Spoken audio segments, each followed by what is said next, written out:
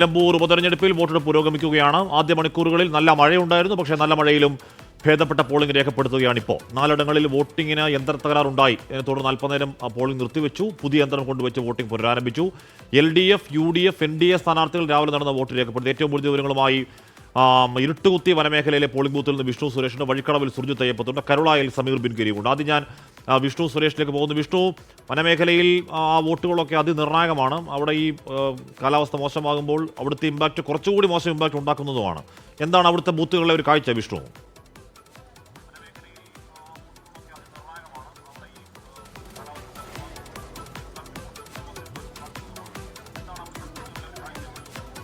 അഷ്മി, ഞാൻ നിൽക്കുന്നത് ഇരുട്ടുകുത്തി എന്ന് പറയുന്ന മേഖലയിലാണ്. ഇവിടെ 4 കോളനികളുണ്ട്. പ്രത്യേകിച്ച് ഇരുട്ടുകുത്തി, വാണിയമ്പുഴ അടക്കം 4 കോളനികളാണ് ഈ മേഖലയിലുള്ളത്. 35-ാം നമ്പർ ബൂത്താണ്. രാവിലെ മുതൽ തന്നെ തിരക്ക് അനുഭവപ്പെടുന്നുണ്ട്. ദൃശ്യങ്ങൾ കാണുന്ന പോലെ തന്നെ ആദിവാസി വിഭാഗത്തിൽപ്പെട്ട ആളുകൾ വോട്ട് രേഖപ്പെടുത്താൻ എത്തിത്തുടങ്ങിയിട്ടുണ്ട്. ഇപ്പോൾ വാണിയമ്പുഴ ഫോറസ്റ്റ് ഓഫീസിലാണ് ഈ പോളിംഗ് ബൂത്ത് ഉള്ളത്. മലപ്പുറം SP അടക്കമുള്ള ആളുകൾ എത്തിയിട്ടുണ്ട്. ഈ ബൂത്തുമായി ബന്ധപ്പെട്ട് നിൽക്കുന്ന ആശങ്ക, ഇത് മാവോയിസ്റ്റ് ഭീഷണി അടക്കം നേരിടുന്ന ഒരു പ്രദേശമാണ്. CISFന്റെ സുരക്ഷ അടക്കം ഇവിടെ ഉണ്ട്. ആ ഒരു പശ്ചാത്തലത്തിൽ കൂടിയാണ് ഈ ബൂത്ത് ശ്രദ്ധേയമാകുന്നത്. നിലവിൽ കാലാവസ്ഥ കാര്യമായി തന്നെ ബാധിച്ചിട്ടില്ല എന്നാണ്, പ്രതികൂലമായത് കാര്യമായി ബാധിച്ചിട്ടില്ല എന്നാണ് മനസ്സിലാകുന്നത്. SP ഇവിടെ ഉണ്ട്. Sir, everything fine? എല്ലാം നല്ല രീതിയിൽ പോകുന്നുണ്ട്. ഇവിടെ പ്രത്യേകിച്ച് ഒരു ഇഷ്യൂസും ജില്ലയിലെങ്ങും റിപ്പോർട്ട് ചെയ്തിട്ടില്ല.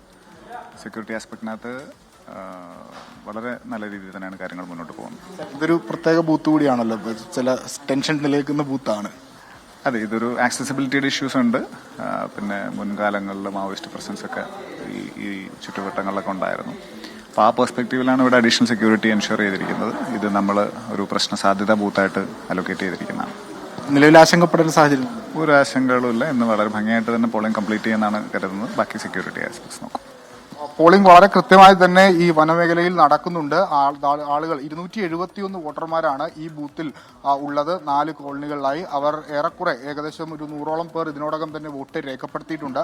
ബാക്കിയുള്ള ആളുകളൊക്കെ ഉച്ചയ്ക്ക് ശേഷം രേഖപ്പെടുത്താൻ വേണ്ടി എത്തുമെന്നാണ് നമുക്ക് ലഭ്യമാകുന്ന വിവരം. കനത്ത സുരക്ഷയാണ് ഈ ബൂത്തിന് ഉള്ളത്. അത് നേരത്തെ മാവോയിസ്റ്റ് ഭീഷണി അടക്കം നിലനിന്നിരുന്ന ഒരു സാഹചര്യത്തിലാണ് ഇത്രയധികം ശക്തമായൊരു സുരക്ഷ ഇതിന് ഏർപ്പെടുത്തിയിരിക്കുന്നത്. ചാലിയാർ പുഴ കടന്നു വേണം ഇങ്ങോട്ടേക്ക് എത്തുന്നതിന് വേണ്ടിയിട്ട്.